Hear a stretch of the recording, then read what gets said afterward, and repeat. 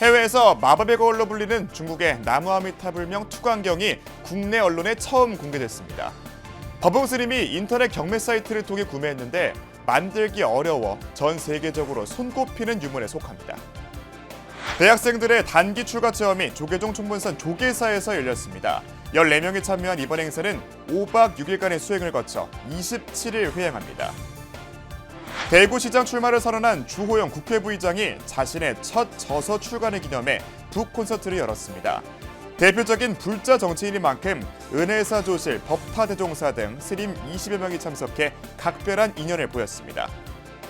108 산사 순례기도회로 순례의 새 역사를 쓴 도안사 회주 해자 스님이 부처님 성지를 통해 배우는 불교의 가르침을 담은 책을 펴냈습니다.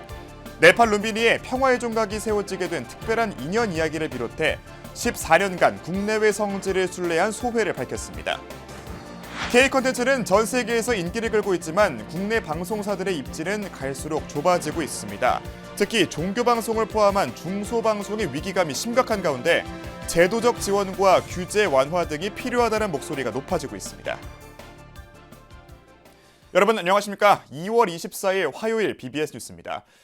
빛을 비추면 아미타 부처님 형상이 나타나는 청동거울이 국내 언론에 처음 공개됐습니다. 15세기 전후 중국에서 제작된 것으로 추정되는 나무 아미타불명 투광경인데 불교 신앙과 금속공예의 정수가 결합된 희귀한 유물로 평가받습니다. 보도에 이석호 기자입니다. 어두운 전시장 안에 놓인 원형의 청동거울.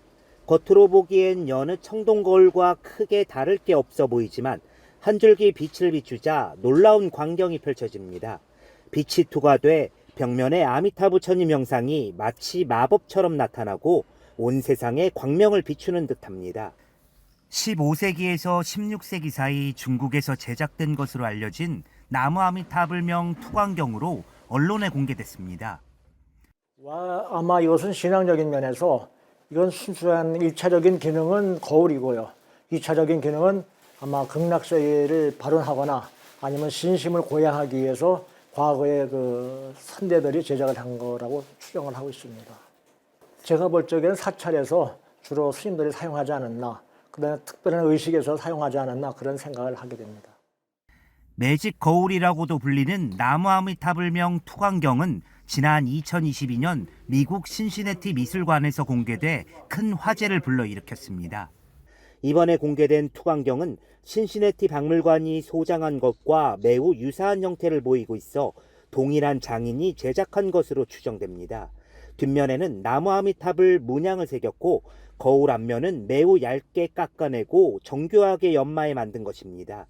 불교 신앙과 금속 공예의 정수가 결합된 진귀한 유물로 평가받고 있으며 이번에 공개된 것을 포함해 5점만 남아있는 것으로 전해집니다. 다만 진위 여부는 아직 공식적으로 밝혀지지 않았지만 진품일 것으로 추정하고 있습니다. 국내외 여러 사이트, 경매사를 좀 찾아봤습니다. 그러던 중에 한 달 전에 이 거울을 발견해서 구입하게 됐습니다. 이것을 모조품으로 만들려면 신시내티 박물관에서 동의가 있어야 되고요. 그다음에 이와 똑같은 이런 형태를 만들어야 되고 이러한 기능을 있어야 되고 이것은 현대에서 불가능하다는 말을 들었습니다. 법흥 스님은 불교 미술사에서 가치가 높은 성보인 만큼 권위 있는 박물관 등을 통해 대중에게 공개할 계획을 구상하고 있습니다. BBS 뉴스 이석호입니다. 최근 청년층의 종교 참여가 줄고 있다는 분석이 나오는 가운데 도심 속 사찰에서 수행을 선택한 대학생들이 있습니다. 이들은 5박 6일간의 시간 동안 번뇌를 내려놓고 침묵과 참선 속에서 자신의 내면을 들여다봤습니다. 최유리 기자입니다. 도심의 불빛이 하나둘 켜지고 저녁 어둠이 내려앉는 시간. 서울 조계사 관음전에 14명의 대학생이 가지런히 앉았습니다. 대학교 2학년부터 4학년까지 이른바 MZ세대 청년들입니다.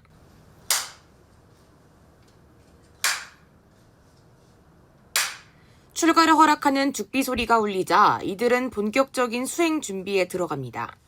입고 온 옷을 정갈히 개어 내려놓고 휴대전화 개인 물품을 상자에 넣으며 일상과 거리를 둡니다.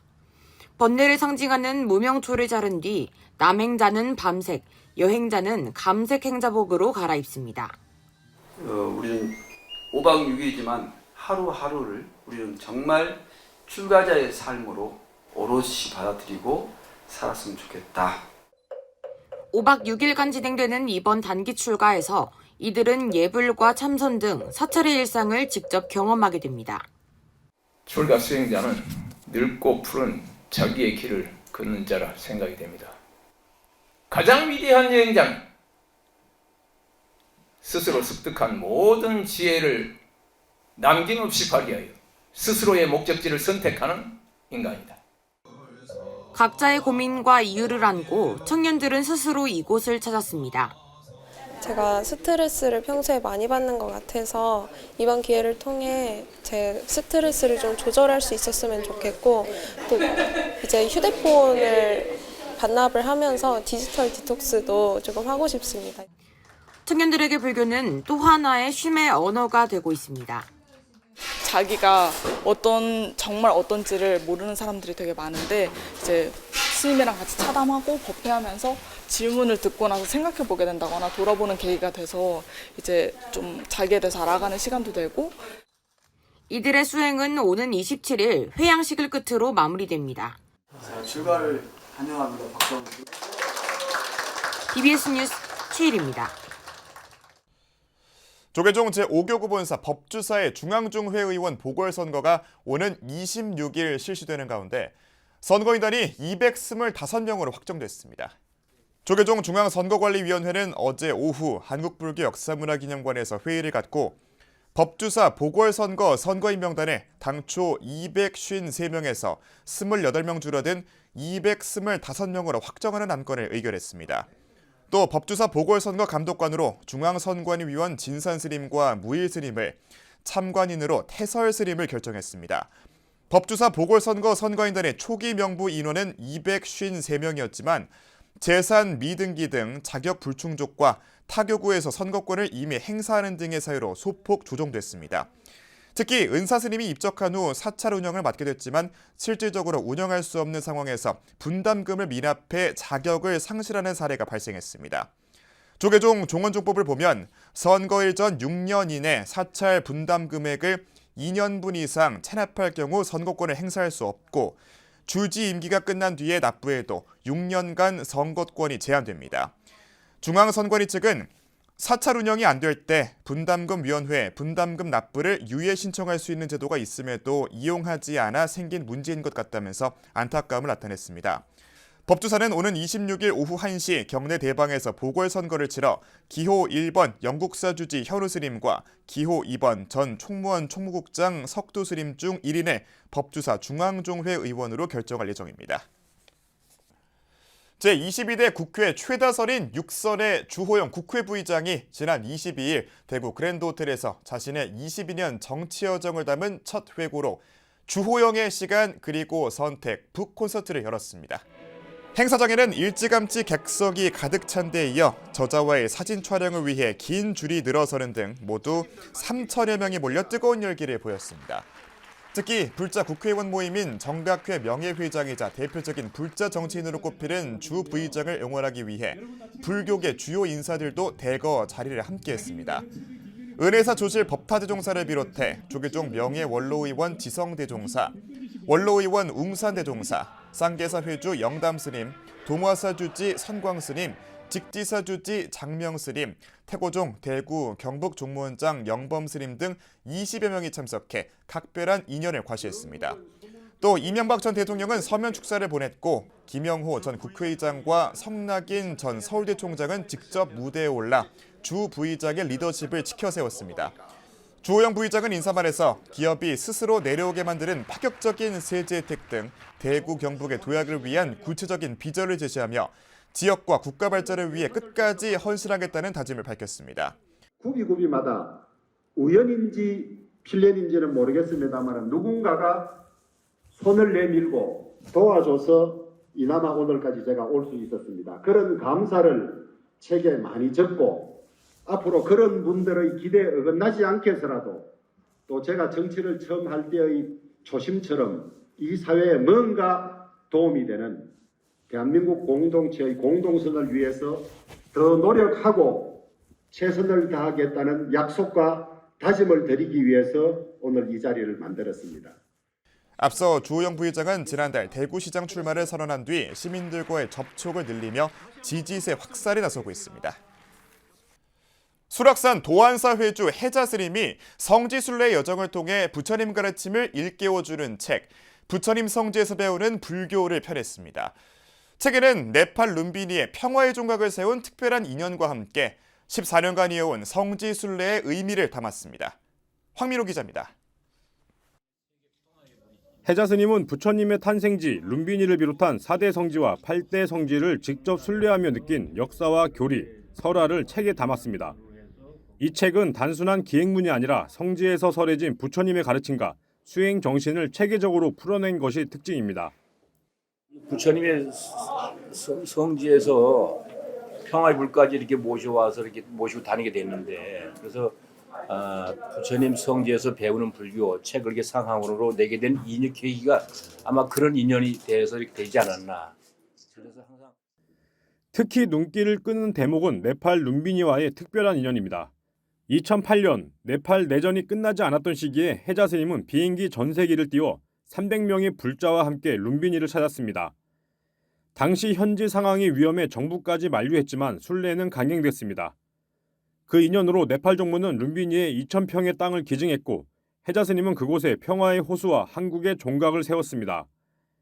스님은 부산에서 출발한 한국의 종을 싱가포르와 인도 콜카타를 거쳐 룸비니에 옮겨 달며 세계 평화를 기원했고 종각에는 한국어와 네팔어, 영어, 중국어로 된 현판을 걸었습니다. 룸비니 종각에는 지금도 평화를 기원하는 불자들의 발길이 이어지고 있습니다.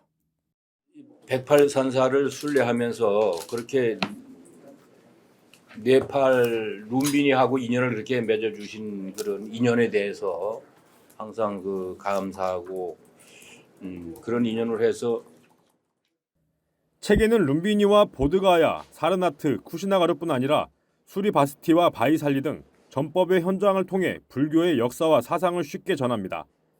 해자 스님은 2006년부터 14년 동안 108산사와 해외 성지를 순례하며 쌓은 경험을 바탕으로 불자와 일반 독자 모두가 부처님의 가르침을 가까이에서 만날 수 있도록 했다고 말했습니다. 14년 동안 순례하면서 그렇게 순례를 했는데 아무튼 이런 모든 게 불보살님의 가피가 아니겠는가. 그래서 참 항상 감사하고 고맙고 저는 그런 마음으로 살아갑니다. 이번 책은 그 여정을 정리한 기록이자 불자들이 부처님 가르침에 한 걸음 더 가까이 가도록 돕는 안내서입니다. 부처님의 탄생지 룸비니에서 시작된 인연이 이제 한 권의 책으로 다시 우리 곁에 돌아왔습니다. BBS 뉴스 황민호입니다. 중부권 최대 신도교육 도량인 철안 각원사가 신년 할애법회를 봉행했습니다. 각원사는 그제 대웅보전에서 주지 대원대종사를 비롯한 대중스님과 신도들이 동참한 가운데 새해 덕담을 나누고 희망찬 한 해를 기원하는 자리를 마련했습니다. 모든 불자들이 금년에 좋은 일만 있기를 바라면서 소원 성취하시고 다 건강하시길 바랍니다. 복 많이 받으십시오. 감사합니다. 각원사는 복주머니와 팥떡을 신도들에게 선물했고 신도들은 떡국으로 점심을 함께한 뒤 단체 대항 윷놀이로 화합의 시간을 가졌습니다. 각원사는 다음 달 3일 연화지에서 정월 방생법회를 봉행하고 8일에는 불교대학 기본교육 25기 신입생 입학식을 가질 계획입니다. 한국불교대학 대관음사가 정월 대보름을 맞아 두 차례에 걸쳐 경주, 간포, K부다빌리지 해변도량에서 방생법회를 거행합니다. 대관음사는 그제 대구 큰절을 비롯해 서울과 구미, 포항 등 전국 도량과 상주, 남장사, 유튜브 불교대학 등에서 4부대 중 5천여 명이 참석한 가운데 방생법회를 열었으며 내일도 진행합니다. 우학스님은 그제 법회에서 세상은 무상하지만 수행을 통해 업장을 소멸하면 평탄한 삶을 살 수 있다며 미물 방생을 넘어 복지와 NGO 활동을 통한 인간 방생, 수행으로 마음의 자유를 얻는 불성 방생, 그리고 병 없이 건강하게 살다가는 생명 방생의 의미를 전했습니다. 수행을 열심히 하면 나 이제 간다, 아프지 않고 잘 살다가 이제 기력이 다해서 가야 될 때 앉아서 나 그냥 가노라 이렇게 병 없이 잘 살다가 가는 것이 가장 큰 복이라. 근데 열심히 수행하면 또 그렇게 됩니다. 그래서 이 생명방생이라 그랬어요. 한편 한국불교대학은 올해를 제2차 33년 원년의 해로 선포하고 향후 아트갤러리, 파크 골프장 등을 조성해 힐링과 수행이 공존하는 세계적 명상센터로 거듭난다는 계획입니다. 전 세계적으로 K 콘텐츠의 인기가 높아지고 있지만 국내 방송 제작 환경은 점점 악화되고 방송사의 입지는 위축되고 있습니다. 지역 중소 종교방송의 위기감은 더욱 심각한 가운데 제도적 지원과 규제 현실화 등의 실질적 방안이 마련돼야 한다는 지적입니다. 정민지 기자입니다. BBS 라디오 금태섭의 아침저널에 출연한 동국대 첨단융합대학 고삼석 석자 교수는 K 콘텐츠의 치솟는 인기에 가려진 방송사의 그늘을 짚었습니다. 글로벌 OTT가 방송 시장을 장악하고 있지만 국내 지상파 방송에만 과도한 규제를 적용해 힘이 날로 약해진다는 겁니다. 내용 심의와 광고 품목, 시간, 횟수 제한까지 경쟁력을 약화시키는 요인을 바로잡아 기울어진 운동장에 균형을 맞춰야 한다고 강조했습니다. 그러니까 이제 글로벌 OTT들 같은 경우는 거의 규제에 이제 무풍지대이고요. 우리 국내 지상파 방송사들은 여전히 강한 규제에 묶여 있습니다. 내용 심의를 좀 완화하거나 그리고 광고 부분에 있어서는 품목이나 시간과 관련된 그리고 횟수죠. 여기에서 좀 규제를 완화해주는 조치가 신속히 필요하다. 고사 위기를 겪고 있는 종교방송과 지역 중소방송일수록 규제 완화와 더불어 지원책이 시급하다고 봤습니다. 종교방송과 지역방송 등 취약한 매체에 대해서는 일정 정도 광고 쿼터를 주고 우선 지원하는 특단이 절실한 상황입니다.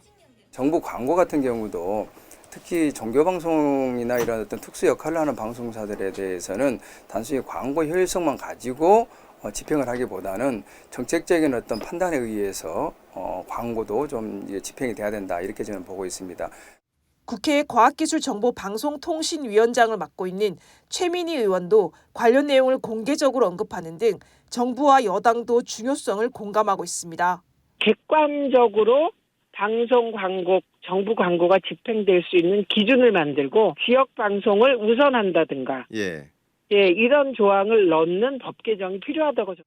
이뿐 아니라 지난 연말 국회 과방위는 지역 중소방송 지원 예산을 크게 증액했지만 기재부가 막판에 150억 원을 삭감해 또 한 번 좌절감을 안겨줬습니다. 급변하는 미디어 환경에서 방송에 특화된 AI 모델을 구축하는 일도 필요합니다. 재원과 인력이 부족한 중소방송의 AI 인프라 확보와 재교육에 있어 정부가 일정 정도 지원할 것을 제안하기도 했습니다. AI 전환과 관련해서 AI 공공재로 쓸 수 있는 AI 인프라를 구축해 줘야 되고요. 방송 분야와 콘텐츠 분야에 그리고 인재들의 재교육을 이제 집중적으로 해줘야 되는 거죠. 방송의 공공성과 다양성을 위해 삭감된 예산 복구와 함께 미래 경쟁력 확보를 위한 방안이 조속히 마련되어야 하겠습니다. BBS 뉴스 정민지입니다. 진각종림 위덕대학교가 20일 지혜관 중강당에서 2025학년도 학위 수여식을 열어 졸업생들의 앞날을 축하했습니다. 올해로 제27회를 맞은 이번 학위 수여식에서는 학사 424명, 석사 77명, 박사 21명 등 모두 522명이 배출됐습니다. 오늘의 졸업이 각자의 삶에서 더 넓은 세상으로 나아가는 담담하지만 단단한 첫걸음이 되기를 진심으로 응원합니다. 우수 졸업자에 대한 시상으로 레저 스포츠 전공 조원영 학생이 법인 이사장상을 받았으며 전체 수석 졸업의 영예를 안았습니다. 이와 함께 교수와 직원 20여 명으로 구성된 교직원 합창단이 무대에 올라 졸업생들을 위한 응원의 메시지를 노래로 전하며 학위 수여식의 대미를 장식했습니다.